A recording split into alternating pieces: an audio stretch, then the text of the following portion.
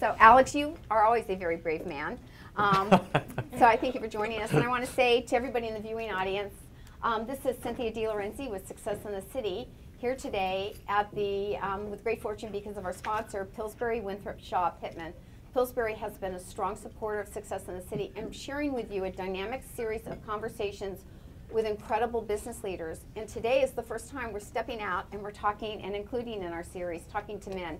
And Alex Orfinger is the publisher of the Washington Business Journal, which I would say is one of the most important, I would say, publications, maybe in the country, because we're in Washington, D.C., where I've heard that a lot of important stuff tends to happen here. So it seems like it. So anyway, put your seatbelts on, grab some coffee, and enjoy this video we're having today. And Alex, I thank you for joining us today. It's really my pleasure. So I imagine, you know, we all tend to, when we meet somebody or see somebody, we think, I know what their life story is. I got it all figured out. So I imagine people sitting here think maybe you were like raised in Connecticut, New York, someplace like that, and you probably grew up like on Fifth Avenue, or you know, your father was probably the CEO and entrepreneur. So was that your upbringing? It could not be further from the truth of my upbringing. So what is the truth of your upbringing? You know, if you were reading, there was a picture in the New York Times over the weekend of one of the devastated communities of Hurricane Sandy. And it was the town of Long Beach on Long Island in New York, and they were tearing down the boardwalk that was devastated. And it was a place that I grew up a couple of miles from there on the south shore of Long Island. A community that was devastated by Hurricane Sandy. It's been a lot in the news these days, and it was a very typical middle-class community. My father was a real working stiff. He was not the CEO of a Fortune 500 company by far. He was in a very, very difficult business. He was in the wholesale meat business. It was a business that his father started in 1921 as an immigrant from Poland. And my father woke up every morning at 3 or 4 in the morning, drove an hour and a half to get to town, went out of business a couple of times during my upbringing, and just worked really hard and didn't have time for much else. So can you imagine, and you always think about working in that industry, the meat packing, the meat selling, wholesale industry in New York City. I mean, that's a tough business. And I think people break your legs in that business, you know, or at least they cut up cows, I know that. But I mean, you know, you think of it's the mafioso is kind of what you think. And if you're Italian, I'm Italian, so don't get mad at me for saying this. My father came home one day, and the guy that he was working with the day before was shot. Seriously? Seriously. I mean, he wasn't working with him right then. It was a guy he had been working with, and he was the victim of some type of a crime-related shooting, a mob-related thing, because it was all over the place. So, did you have a sense of fear or awareness of this as you were growing up about, you know, what was going on in the industry? Was there this sense of dynamic in your family? So you not didn't? At all. No. I mean, the great thing about my father, I had a very complicated relationship with my father. But the great thing that my father did was he created a cocoon around us that's provided for us and gave us a really, you know, great upbringing in a lot of ways. All of that was separate from me. I know about it because I think about it now, and I put a bunch of the pieces together. But my father was just an ordinary guy, you know, struggling to put food on our table and send us off to college, but we were in a great cocoon. So it occurs to me to ask you, did you know your grandfather when you were growing up? I did not. You did not, so he died when you were young? My father's father died a couple of years before I was born. Okay, so then he stepped in and took over. That's right. This business. Did your father ever express any desires? I mean, that's such a unique generation, especially when you're the first generation of an immigrant family. Did he ever share with you dreams or aspirations he had for himself or his family?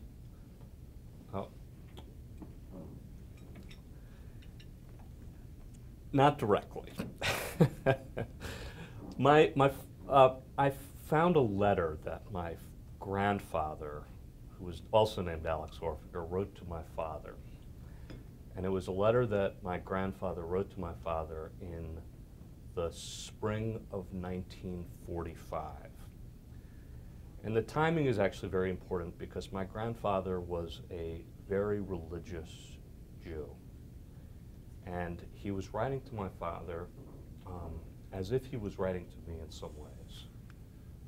My father at that point was apparently a lost soul. He didn't know what he wanted to do. And my grandfather wrote to him saying, you know, it really doesn't matter to me. I'm just a simple Polish immigrant, a butcher. The important thing is for you to be true to yourself and to be, and he has a very specific quote in there from the Bible where he said, you know, that, of course, I'm not going to remember the exact quote, but something along the lines of, you know, nobody talked about Moses as being a great, nobody talked about Moses as being a great banker, a great financier. They just, as Moses said, it's just about being humble. And that's all I expect from you, just being humble. That is fascinating. So I get a little choked up from it, actually. You know, well, it's sort of a funny thing, because I didn't know my grandfather, but I read the letter, I have it hanging on my wall in my office now, and it's like it is written to me. You know, and I can see that, actually, you know, and I think sometimes, you know, I would never be a good poker player because I show everything on my face, you know, shock. I mean, I'm just like a drama queen, but, you know, so it's like, I can see that in your face, that sense of emotion about reaching back. What does humility mean to you? You know, it's probably not a textbook definition. You know, I go back to that letter a lot, and, you know, I read it as being, you know, I have this great job. I have this great job. You know, I'm the publisher of the Washington Business Journal. I have a responsibility with that job and with what I have been given in this life to, I have a responsibility to those people around me in the community that I'm in. That I don't want, you know, it sounds so trite when you say it, but it's like the humility of this is just knowing my place, and that I am, that my job is to take what I have been given and do things with it and make a difference with it.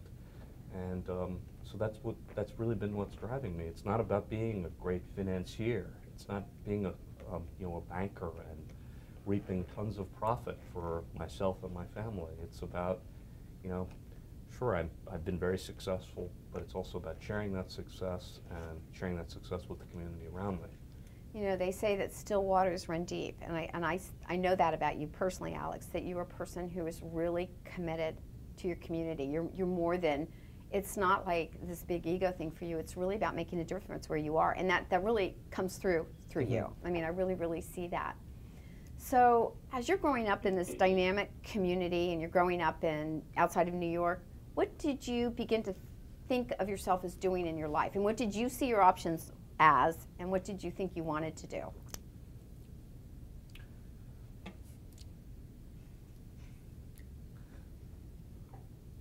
What kind of questions are these, Cynthia? I know. Like way too serious for on a Wednesday morning. So Barbara Walters is her role. Really, it's like, whew. You know what? I just was lost for a long time. I had not a clue what I was going to do. And that's okay. I that's was, a great yeah. answer. I mean, I was really, you know what? I was really fortunate. I went to a great college. I got a great education. I refer to my 20s as just my lost decade. I was really trying to find myself. I was trying to figure out who I was as a person. And I just, by a lot of twists in the road, I ended up working at the Business Journals 20 years ago.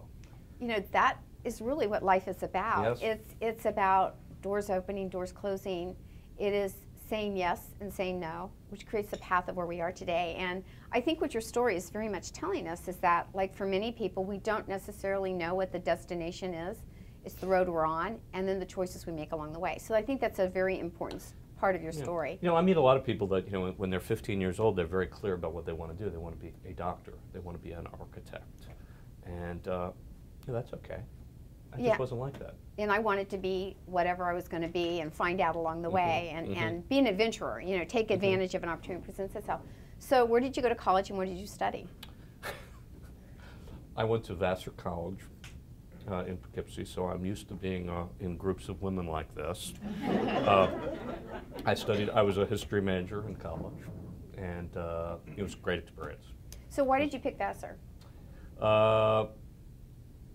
You know, two reasons.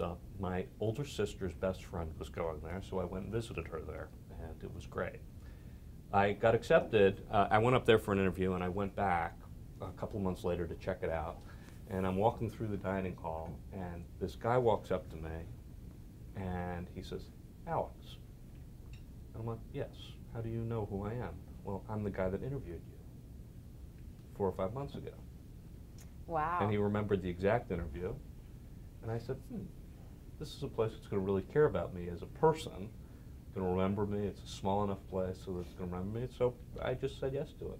That's interesting. So Vassar had just started accepting men. Yeah, I'm actually a lot younger than that. It was a few years before me. Okay, okay. But that's interesting that you picked a school that, you know, we feel really comfortable being in, where the numbers are very shifted. You know, a lot of women have had the experience of going to schools where there are more men, or they study like law. People who study law, we've got attorneys here. They go into programs that are predominantly men. If you're in tech, it's predominantly men, and you kind of did the verse, which I think gives you some great insight. My class was 42% men at the time, but the thing that was special about it, first of all, it was this great commitment to education, to quality education, and to social activism.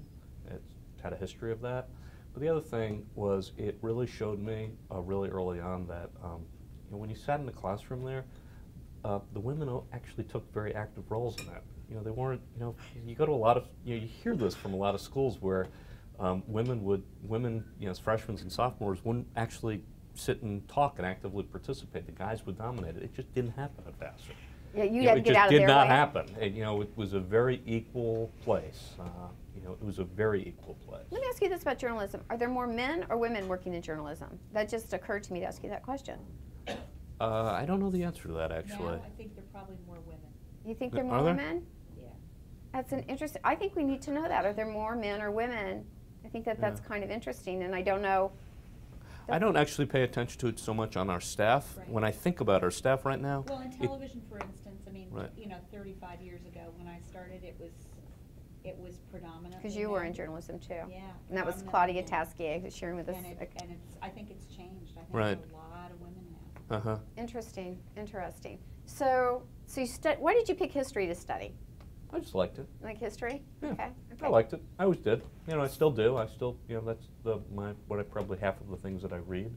Yeah. Are books and history. So. Yeah. That's interesting. Does Yeah. that shape you? Do you read biographies or just more historical accounts? A little bit of both. A little bit of both. Yeah. I mean, I read some biographies, but I zero in on time periods, and I read a lot about it, and then I move on to something So else. let me ask you this: as a journalist or publisher of a publication, does Yeah. that have relevance to you looking at history and then the reporting on what's happening today? Well, I think it does. I mean, it's also, you know, again, when I read history, it also gives me a perspective on what's going on in just current affairs generally, whether it's, you know, specific to Washington or just sort of generally about the world. You know, our world, my world as the publisher of the Business Journal, is very specific to local business here in Washington, but my interest in news is much broader than that. You know, Right. I'm interested in, I've got a broad interest not only about what's happening here in Washington, but what's going on across the world. So, you know, reading about history informs that. You know, so when you read, you know, about Lincoln's travails with his cabinet, you have a perspective on what's going on in today's administration, for instance. What are you reading right now? Anything interesting?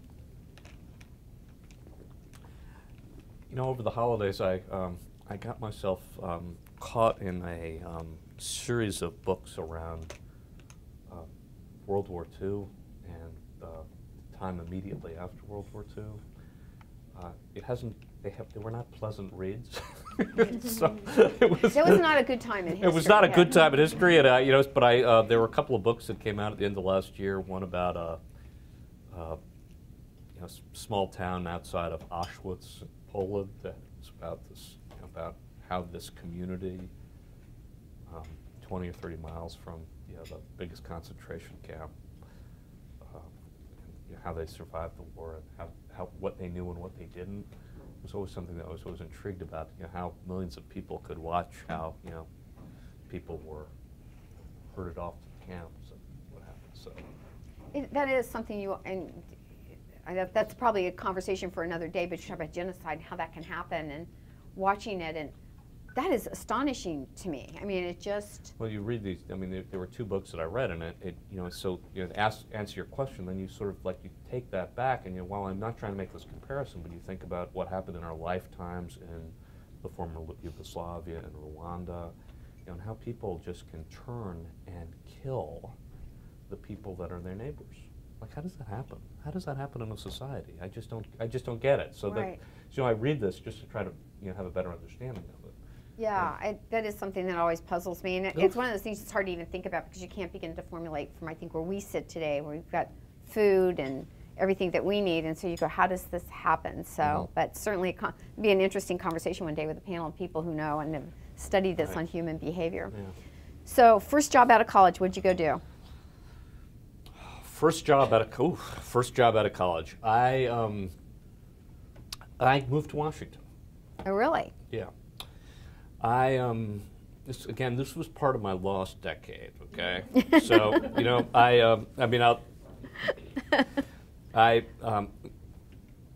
my lost decade. There's a lot of reasons why it was a lost decade. You can come back to that and ask me about that. And but I came to Washington, and I was a research assistant at the Brookings Institution. Interesting.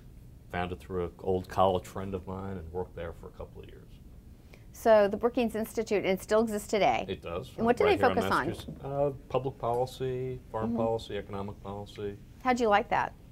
I loved it. It was a good transition for me. It was like a college with no students, just a bunch of really smart people, and you know, and I just, you know, it was my first job at college. I was making $6 an hour. The reason that she paid me $6 an hour was because the summer before, her son had made $5 an hour delivering newspapers, so she decided that $6 would be a reasonable price for me to get. Wow, wow. Yeah. And you were in D.C., so where did you live? Because I know that's always one of the things when you're young and you're starting out, you got to find a place to land. And I lived in a group house up in Woodley Park at the time. Very cool, very cool. Did you like it? Was that a good time? Did that feel like a good time to you? What do you mean by that? Well, I mean, you're independent. You've got your first job. You're out of town. You're away from your parents' grips. I mean, that was always big for me. You know, So how much do you want me to share? You share what you want to share. So the reason that this was my lost decade, my senior year in college was not a good year for me, and it's one of the great tragedies in my life. My very best friend, one of my roommates at the time, committed suicide when I was in my senior year in college, and it really, it just turned my life upside down for a really long time. I just couldn't make sense of it.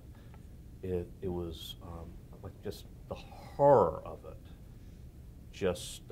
So it was just a horror. And so when I moved to Washington, some of it was just to get away from it, but it kept coming back to me and haunting me. And you know, it haunted me. You know, what was my role in it? Could we have saved him? You know, every time the anniversary came around for the first couple of years, it just threw me into a very deep, sad depression. And I just couldn't figure it out. So, you know, when I talk about my dark decade, that was really part of it. I think sometimes there are things that happen in our life that I think we're shifting, we're growing, something happens, and something like that happens and it shifts us. And maybe if it happened 10 years later, you would have had more developed coping skills or maybe not been impacted so much, but sometimes things in our life shape us, and it happens And it just kind of reels us in. And to be young, I mean, when we're young, we're beginning to experience adulthood, and then somebody kind of pulls the rug out from under you and to begin to, and then we always wonder what our role is. Could we have saved them? And I don't know that we'll ever find the answers to those questions. No, I'm pretty convinced now, 30 years later, that I couldn't have saved him. It's also, this whole issue about suicide. It's we're in a really different time than we were back then. We know what the warning signs are a lot more than we did then. But I think, again, I was 20 years old at the time. We all were 20 years old. And there were so many warning signs. There were warning signs. You saw this guy going up and down, in a sort of almost in a bipolar way. He talked about it, about how he would say, Alex, what have you ever thought about it? And he would talk about how he would do it. So you sort of I say that to all of you here, not embarrassed by it, but if somebody said that to me now, it would be like ding ding ding. But then you're 20 years old, you're in college. There was no awareness of suicide. You didn't think about it. Right. Just wasn't there. So it was. So it's one of those life-defining moments where you come in and and I can tell you're a sensitive person enough that would be very much something that was a heavy heart for you, and I can see where you took ownership, but perspective. So so why was it lost though for me? So it's like, well, what do I want to do? What do I want to be? It's like you just have all of these really serious existential questions. I mean, I don't mean that as a joke. I mean, serious existential questions. Like, what is it that is the meaning of my life? And what do I want to do? And what do I want to become? And who am I? And it took me a long time to answer those questions. And I think many of us experience that. And I think we go through that several times. I think we are confronted with that question. Maybe it's per decade or something. We get confronted. It's like, wait a minute, because we kind of step back and we go, well, I've done this. Right. What's next? Am I living, and I think each time we look as our life goes by, we go, the question would be, do you have a wish for your legacy? Sometimes you hear that asked, what do you want people to say about Alex Orfinger when Alex Orfinger, is no longer here?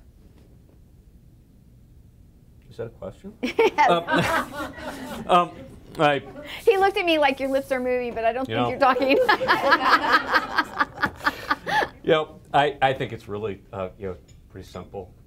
That I was loved. I had great family and great friends, and I left some mark on this earth. That's it. Nobody's going to write on my whatever gravestone I have. Gosh, he ran a great business journal, or gosh, he had a lot of readers of that thing, or it's just like that's not what it's about. Right. He drove up. Right. I mean, that's not what it's about. Rose, nobody's going to write. So So what that makes me think about is, okay, so I do have this great operation that I've got around me. How do you use what I have to make a difference? And that's the part that I'm fortunate about. I have this thing, and I don't want to leave my job at the Business Journal without having done that. I think that's really a powerful approach. We want to skip back and then come back to the journal. I want to ask you. So so where did you go after the Brookings Institute? What was next? I went to graduate school at Georgetown. Oh, I was thinking that I wanted to go into a career in foreign affairs, so I went to the master's program in foreign policy at Georgetown University. It was a great experience. I realized about halfway through that it was not something that I wanted to do.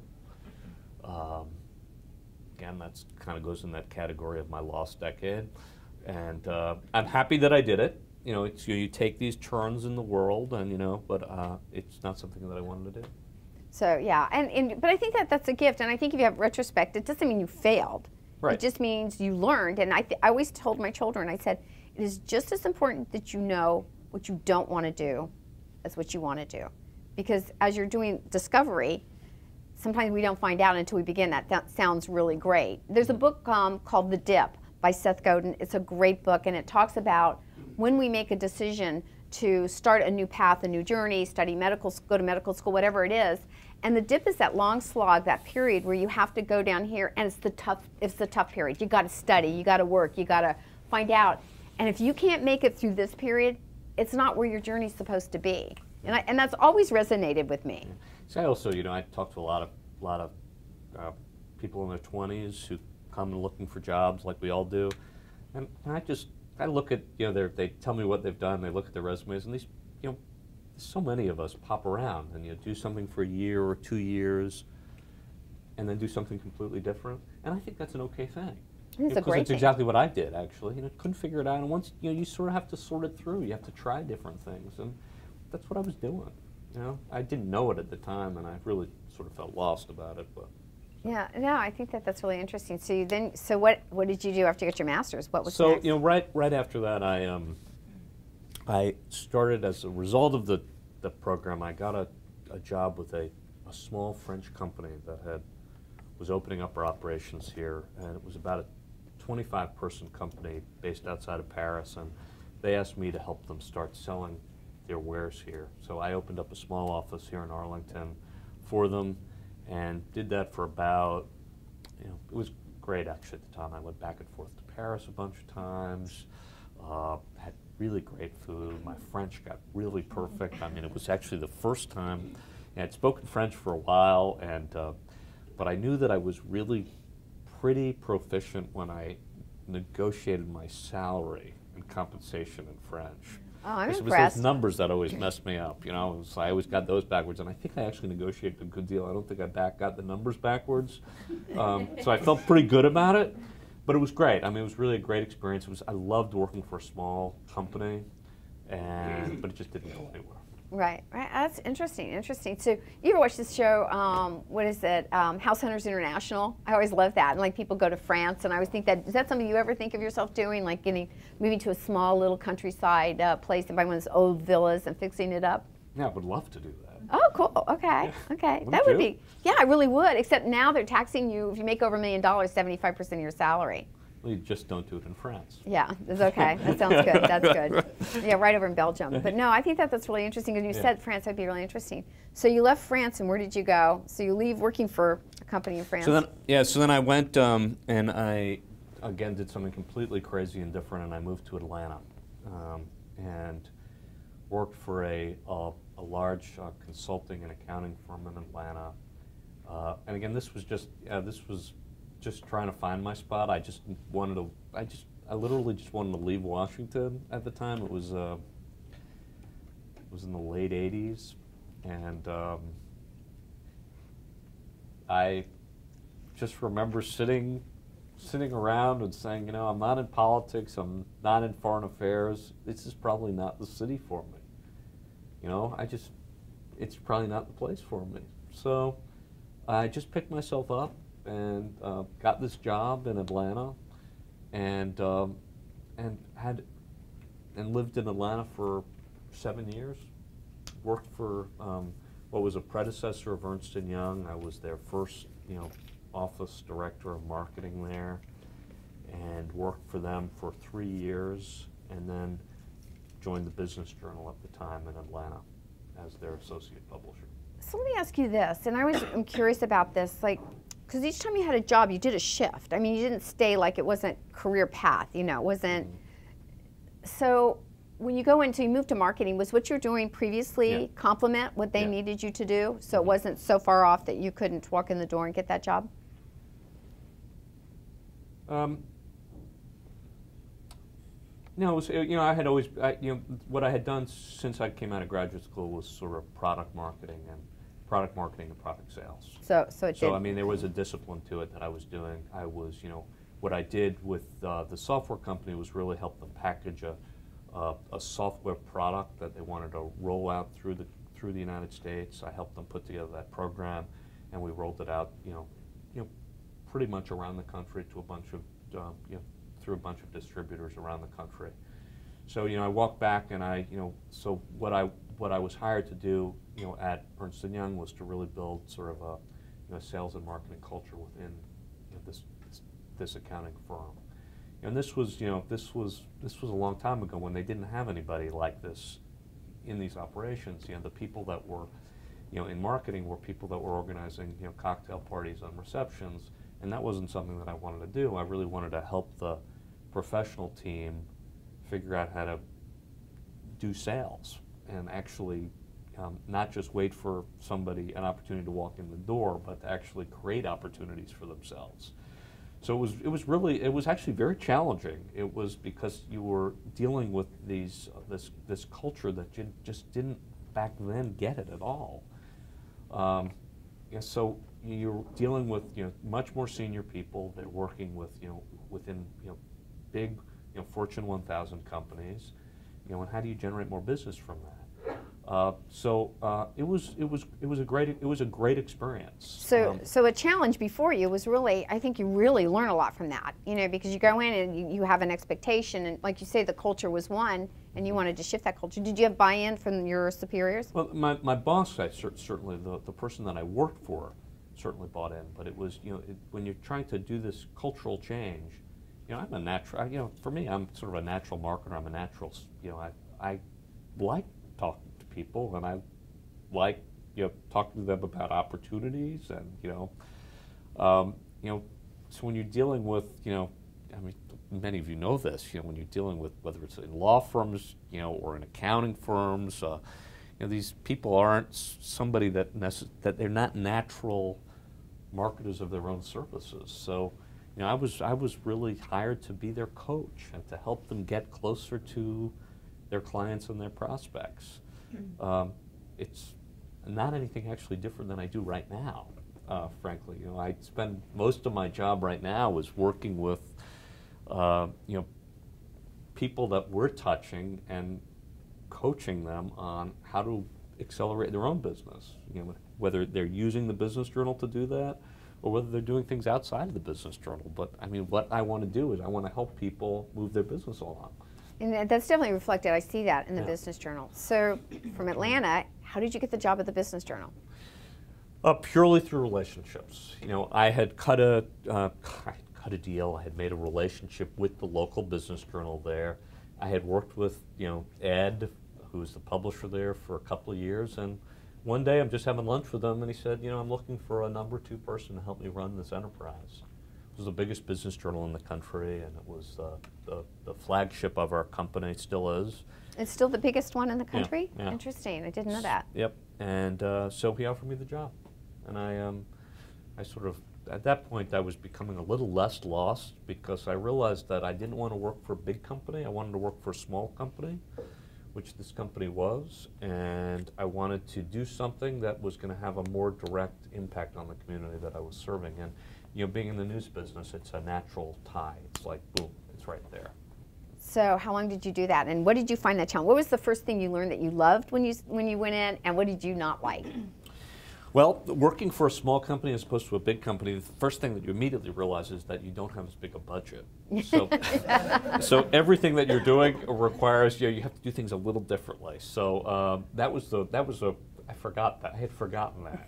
I had been there for a couple of years, but I was like, oh yeah. So that was the first thing, and the second thing is like you do things, and even to this day it's true. You in a small company, you do a lot of different things, from very high-level strategy to, putting the dishes in the dishwasher sometimes. And that doesn't necessarily happen in a large company. You usually have people to do that for you. I like the former.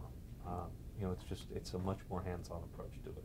I ran a small company, an IT firm one time, and I had to, in our kitchen, I had to say, there's a federal mandate that requires you to put your own dishes in the dishwasher. It's noted as your mother does not work your order. Exactly. And as you know, that even if you have those notes, not everybody does it. I swear that is so true. Exactly. I have them in my house in the storage room, and somebody came in and go, what is the note here that if you don't know where things go, please ask, and we will be happy to advise you? Well, that's not really for you, it's for my husband. Right. So I know what that's like. So from Atlanta, you went to? Let's see, about 3 years later, I was offered the position as the publisher of the Dallas Business Journal. It was a business journal that was having a lot of trouble, and I was asked to go there and to make a go of it. So, and I've been wanting to get here because, as most of you know, I am from Dallas, Texas. And I believe we may have met when I'm there. I'm not positive, but I believe we may have. So what did you think? So you leave New York, you come to Washington, D.C., which they consider like the South, but until you're really a Southerner, this isn't really the South. So you went to Atlanta where it's Southern. What did you think of going to Dallas, which is a whole different culture? So Dallas was not Atlanta. People talk all the time about how Dallas and Atlanta are similar in some ways. It is not anywhere the same. Dallas was great, okay? And I'm not just saying that because it's you. I loved Atlanta. I mean, Atlanta was a great city. I was there right as the roll-up to the Olympics. The thing about Atlanta, and then I'll come to Dallas, the thing about Atlanta that is that the community, the business community, in both of these cities, it was cohesive. You knew where the center was. You knew where the community was. Where here in Washington, it's all over the place. It's just you don't know what you don't have a sense of it. You have to find pockets of it everywhere. But so Dallas was I got there in January 1995. And it was just, I remember really clearly, we were hosting some big real estate event at Dallas Museum, and this, I'm looking out over it, and this guy comes up to me. This is right after this horrible time in Dallas. He just grabs me, he goes, "Alex, welcome to Dallas. Just look at all those real estate people there. We're finally back." And they just had this swagger to them. Anything could happen there, and anything did happen. They just wanted to roll dice, not just in real estate, but in everything. It was just great. It was all about business. It was all about food, and it was all about just glamour, and it was fun. It's a fun place. It's really like that show, Dallas. I mean, it really is. Did you ever go out there? Did you ever go see? I did, but I have another funny story from Dallas. So one day, I was just there a couple of weeks, and my phone rings, and I sort of laugh about it because when I was living in Dallas, also, the thing that was different there, when you were the publisher of the Dallas Business Journal, I mean, you were like the only game in town. I was like, oh yeah, like, people actually thought I was important. Oh yeah, and like here in Washington, like I am just another newsletter publisher. I mean, it's just amazing, it's just like there's all of this stuff going on. So I get a phone call like, early spring that year, and I pick up the phone and, "Hi, Alex, this is Ross Perot Jr." I'm like, "Hello, Ross."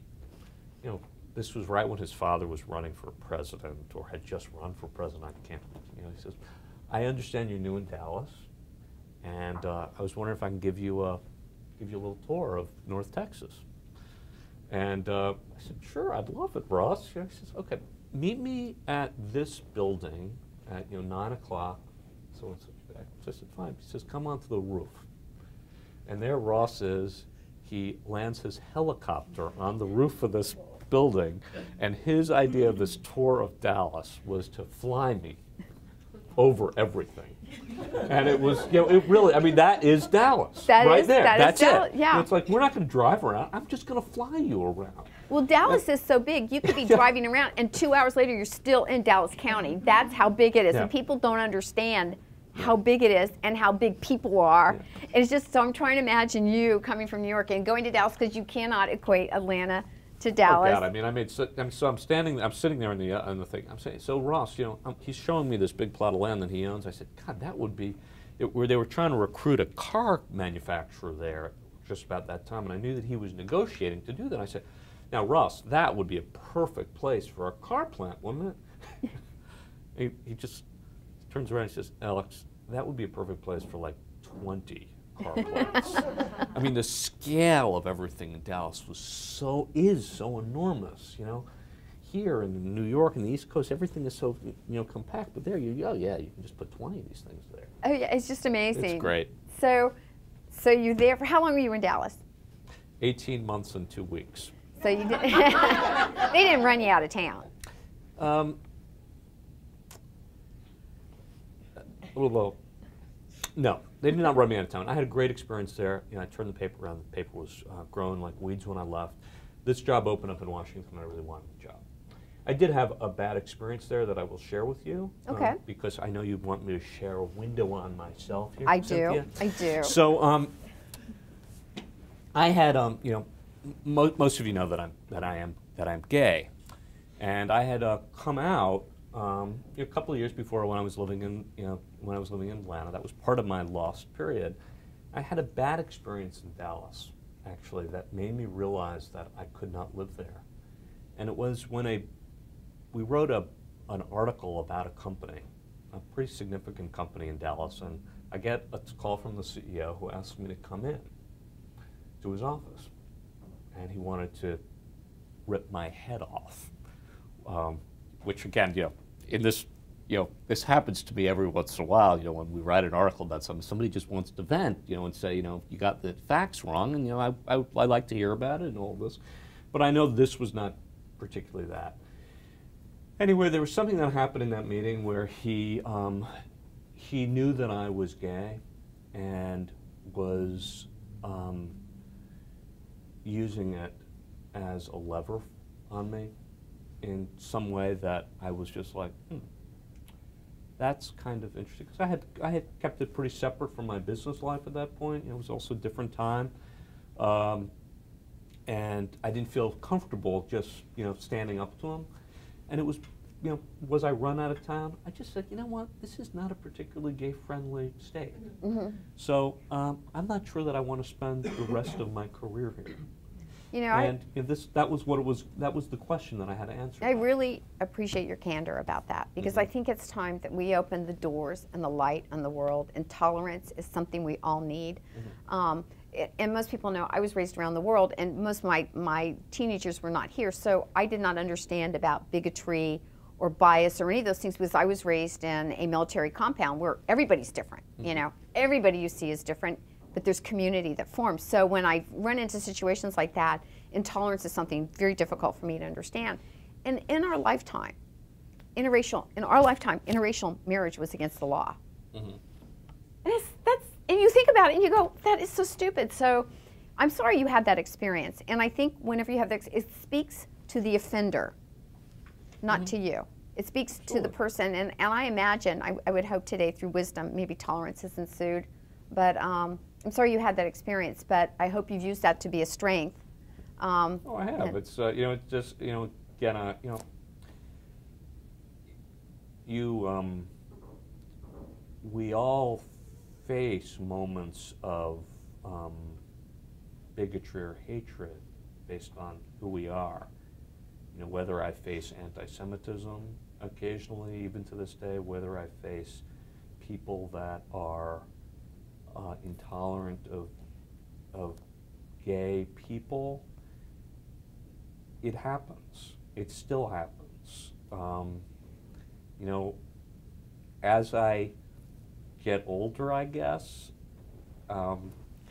and you know, I have very little tolerance for it, but I also, you know, I use opportunities like this to just, this is who I am. You know, if for that reason, because of who I am, you don't want to do business with the Business Journal, or you don't want to, or you think that's, you know, that's not my problem. That's not my problem at all. But it's also, you know, it's, I know for myself within my own company that, you know, being openly gay and successful, I serve as an important role model for the people that work. You know, we have a company, the parent company of the Washington Business Journal. We employ 1,600 people. I'm the most senior, obviously senior gay person in our company, and people know it, and I think that that is an important message that goes out to them, and it's an important message that goes out to our community here in Washington. I applaud you. I applaud you greatly, and I admire you. And you don't have to edit that out of the tape either. Thank you. Thank you. I mean, I really think that speaks to your commitment, your ethics, your values. Yeah. One of the things that I know in working, and I mentor a lot of women, and one of their biggest things for women, and I don't know if this is so much true for men, because men don't usually articulate this to me, but it's the sense that I worry what other people think about me. I want to do this, but they stop. I mean, I won't do it. I won't take that risk. I won't go do this because I worry. And I always tell other people, especially if you choose to be in a public profile, it is none of your business what anybody thinks about you. Do not for a moment ever make a decision based on what you think somebody's going to think about you. It is your job to stand in pride for what you believe, for what you do, and that is one of the most important lessons. And you are setting that example clearly, because there are young people today, there may be a young teenager or a young college student today who's going to watch this and go, I'm not limited because I'm gay, or I'm Jewish, or I'm Catholic, or I'm Muslim, that none of those things should be a driver to what you decide to do with your life, because you can stand and be what you want to be. And you said that, and I admire you greatly. I think we should all applaud Alex for his candor. I think that is amazing. I really, really thank you. So I want to talk about the Business Journal today, because I love everybody at the Business Journal. I have the greatest time, and I actually have friendships inside the Business Journal. We scheme stuff, and then we try to figure out how we're going to convince you to do it. Marie, so I was supposed to tell him that, was I? So what is the funnest part of your job? What do you love doing the most? And what's the thing you hate the most about your job? You know, Cynthia, I don't want to be, and I could tell you what the funnest part of my job is, but it's going to sound kind of like pandering to you in some way. Well, pander to me. I can handle it. You know, the most fun that I have is with this group of women that we've created. You know, the Business Journal started 9 years ago honoring women every year. And we have this group of, powerful, influential women, about 250, 275 women now that are part of this little club. And we get them together 6 times a year now. And, it's not even getting them together, it's watching their connections that they've made as a result of connecting with each other. Ever since we started it, it was this complaint about why can't we have an old boys club for us, for women? And every year they say, that's what we want to create. And you know what? That's what they have created for themselves. They have created this. We have created this club that's just as powerful as whatever that old boys club is, which I don't know what that is. So I mean, that's probably the funnest I have. That is the funnest thing I do. And I love the joy, really, of the other fun thing. I love breaking great stories. I love standing, in our newsroom, whatever day it is now, knowing that we've got a real kick-ass story that we're about to send out in the community, and that we've done. It's really powerful. You know that by doing that, you're shining a light on something that nobody else is going to be writing about, and you're giving our readers an opportunity to get information that's going to help them do something with their business. This isn't for us. What we do is not about great protection of First Amendment rights or something. That's not what we're about. We're about giving our readers information every day, every week, that's going to move their business ahead. So I get a real thrill when somebody calls me and says, Alex, I read what you wrote about blah, blah, blah, and I called them and I got a contract because they needed a service from me. I mean, that's the thrill that I love getting that call. How do you get breaking stories? How does that come to you in your environment? How do you get the inside scoop on what's happening, or breaking news, or something that nobody else knows? Where does that come from? Is anybody here that blabs that to you in this room? Or has anybody got a scoop? So I was at a, where was I? I was out to dinner on Saturday night, and a friend of mine told me about a restaurant relocating here in Washington to a different spot. You'll probably read about this in this week's paper, actually. Maybe it was online last night, I don't know. It's a great tip. That's how it happens. It actually, every single person in this room, if I spent 10 minutes with you, you would have something to tell me that would be of interest to readers. Wendy, I know I could spend time with Wendy White. I would never tell. But you would never tell, exactly. But again, if I put a few drinks in you, maybe. But it's just sometimes the way that it happens for our reporters, for me, for our editors, is going out and meeting people and just talking to people, and putting dots together on it. It's there are things that are newsworthy, and so that's exactly how we find out. It's not because somebody sends us a press release. If somebody sends us a press release, it's way too late for us to be interested in it.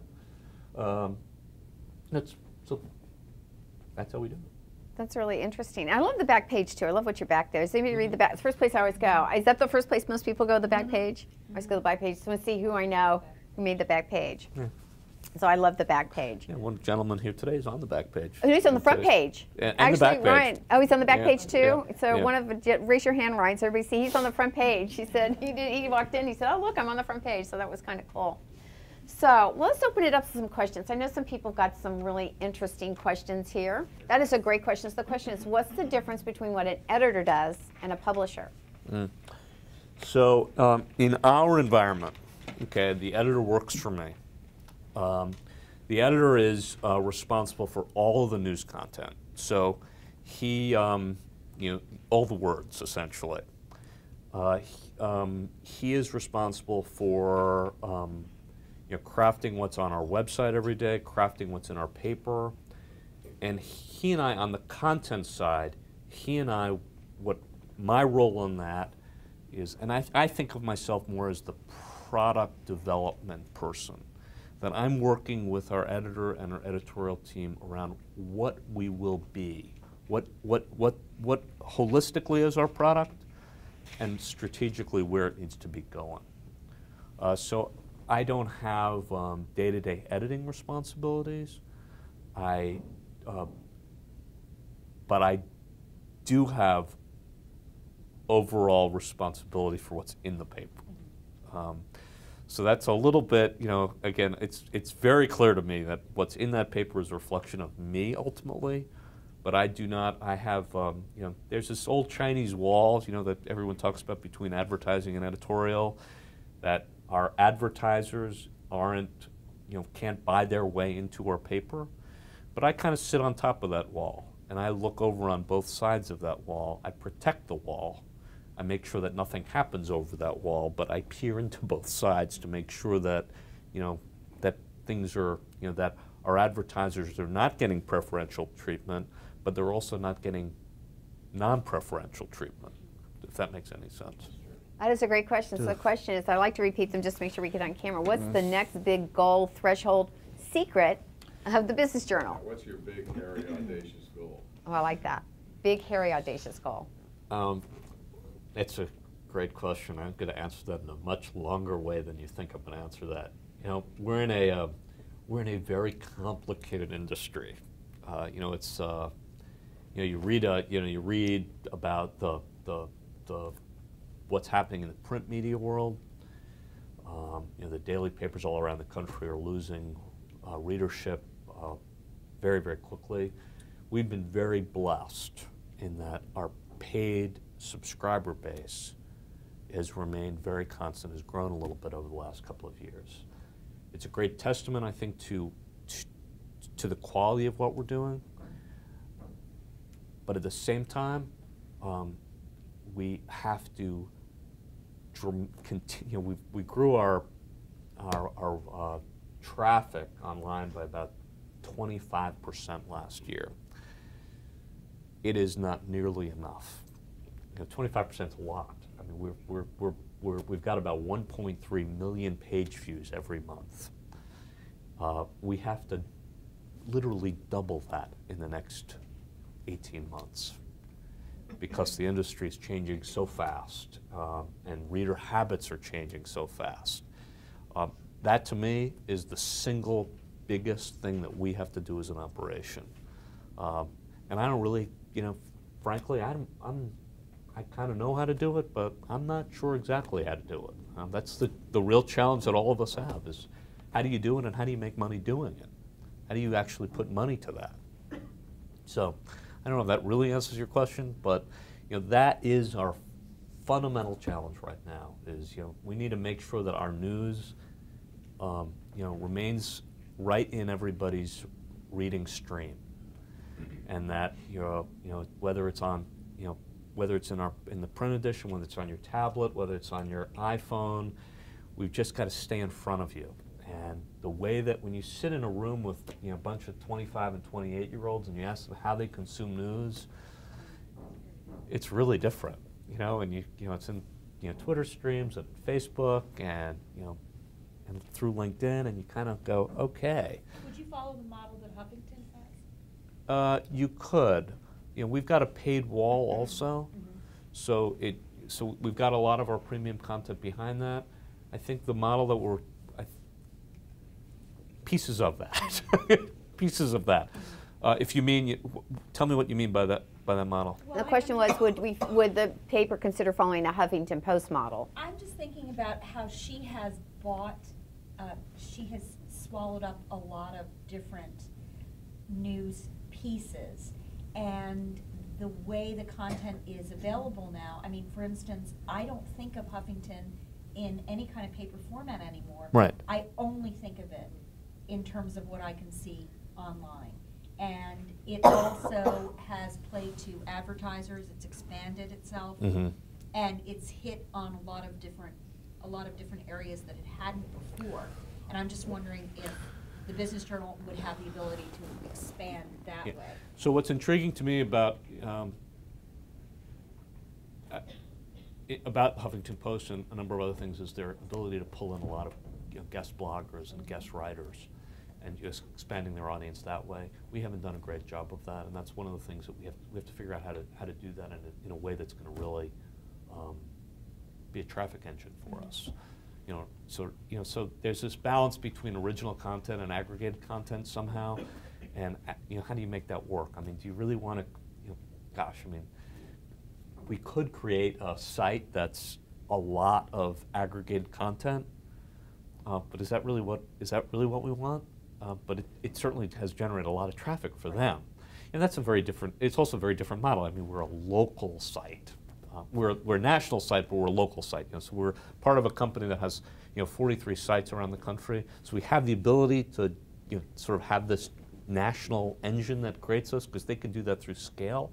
Huffington Post, we don't have the scale as a local paper. So it's just, yes. So the answer is there's a piece of it that I do want to copy.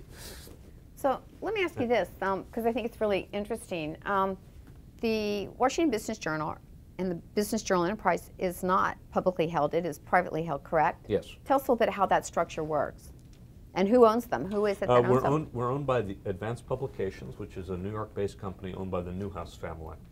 So our parent company, in addition to owning, we're a very small part of their company. They own a bunch of daily newspapers, cable stations, as well as Vanity Fair, The New Yorker, Vogue, whole set of national. So they've got to be asking the same questions we're asking here today. What's the future of publication? Because that crosses all those styles, whether or not it's a magazine or a daily paper or regular paper. Those have got to be the issues everybody's facing. I mean, the big challenge that facing the print media is really how do you make money doing it? How do you continue to do it? I think that the evolving model involves a combination of for us, we have a strong sort of three-legged platform that involves our website, involves our print product, and involves our event business, and that they really cycle into each other. We feed our audience off of each other. It's very locally based, but it's it all comes through. We touch about 350,000 people a month through each of those three entities, collectively. And how do we spin that so that we are growing that number even faster than that? But we have those three things that we don't just have a print product. The question really is, for every print product, is how do you generate, as print advertising either stays flat or falls, how do you create a business model that can generate enough revenue to support your news operation? And I think that's the question. I mean, whether it's the Washington Post, whether it's the Wall Street Journal, whether it's the New York Times, all the national players haven't figured it out. We have some players like the Huffington Post, The other person here in Washington that's really has a very interesting model is the Atlantic.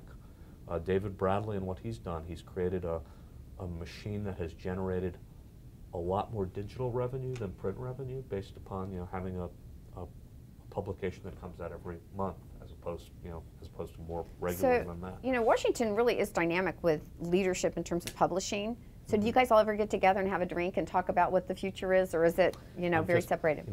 I'm just a small newsletter publisher. We just kind of keep ourselves over here. Thou dost protest too much. We are not in the realm of the Atlantic or the Washington Post, the New York Times. I'm just a small I think your influence is greater than what you say. No, it's And what are you doing to make it that way? as relevant to the younger, the 20 and 30-year-olds, to that community as it is to the older community? Steve, it's a great question. I am, to be really honest, the Business Journal has never been relevant to a 20-something.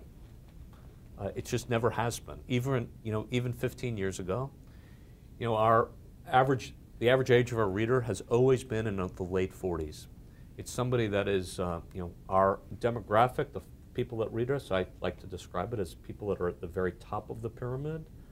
I don't want to say that it's at 1%, but it's people that are in senior positions of leadership in our community, in their businesses, or people that are really aspiring to get to that place. So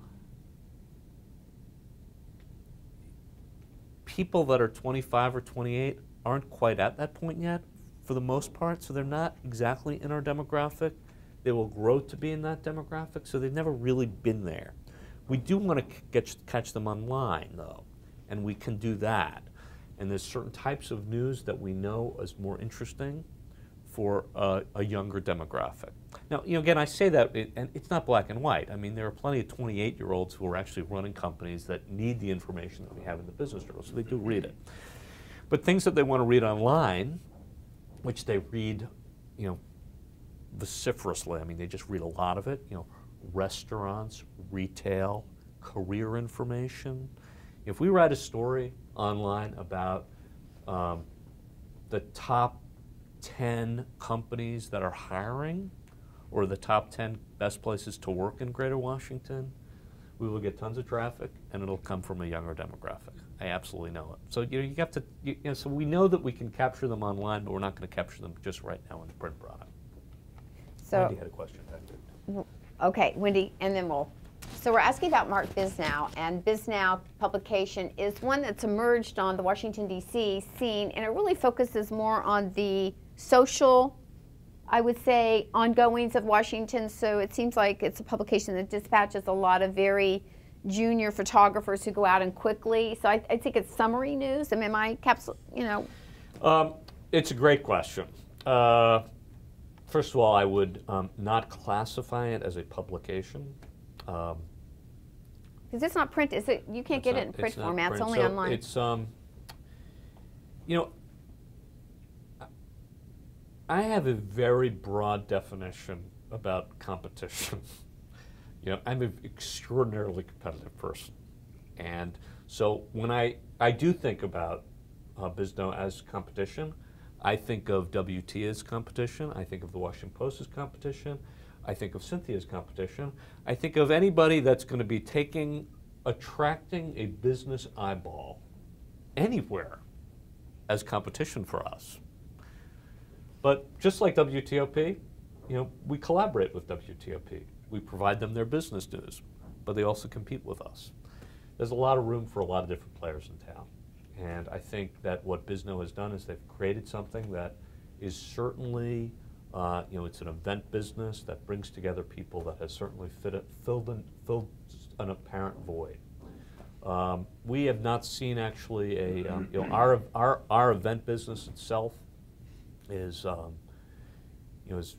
very successful. Our numbers were stronger last year than the year before. We had more people coming to our events. We had more revenue attached to our events than the year before. So, ask me if we've been affected by it. I don't know. Again, I guess yes, but all of our metrics are good. I don't want to run an event business. I want to run a business. I want to run a news operation that has an event business on it that helps. Again, what our event business is about is it's allowing our advertisers and our sponsors who have been supporters of us. It gives them an opportunity to meet people face to face, to meet our readers and meet the people that are using our website and our business journal. It gets them a chance to meet face to face and accelerates their sales and marketing process. That's what it's all about for us. So it's tied into our core product. So I want to share one tip with everybody, and then I have my I get the last question. So one tip I want to share with you is I get also the Washington Business Journal not only in paper form but also online daily. And I have a large Twitter following, I've got a large social media following in different channels. And I use this as one of my sources to share information that's relevant and pertinent.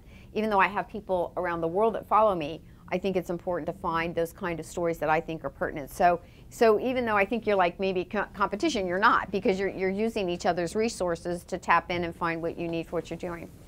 So the last question, so I'm sharing with you, so anywhere in the world you can sign up to get the Washington Business Journal online and then get great feed sources, because this is Washington, D.C., and a lot of interesting things do tend to happen here. Last question, what is success to you?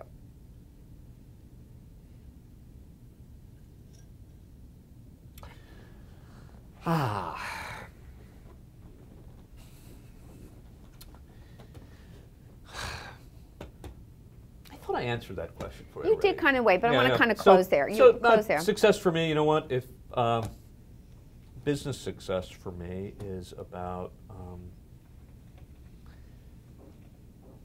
having a group of people that are really love what they're doing every day and are committed to what we stand for at the Business Journal.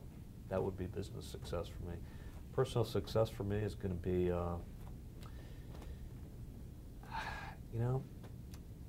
we started a Biggest Loser competition in the office, and you know what? I'm a competitive person, and I want to win that competition. Ah, interesting. So so that'll be success. When did you start your Biggest Loser? January 4th.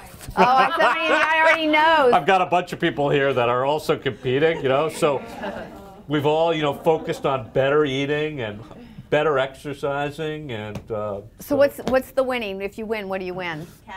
Cash. The answer is cash in the audience from the business group. And bragging rights, exactly. And bragging rights. Okay, very good. Well, you're pretty skinny. I mean, I don't know if you can afford to lose any weight. I came in pretty good last year, so it's.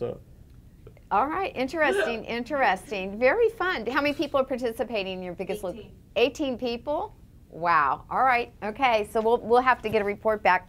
Report to me and let me know how you guys are doing. In March.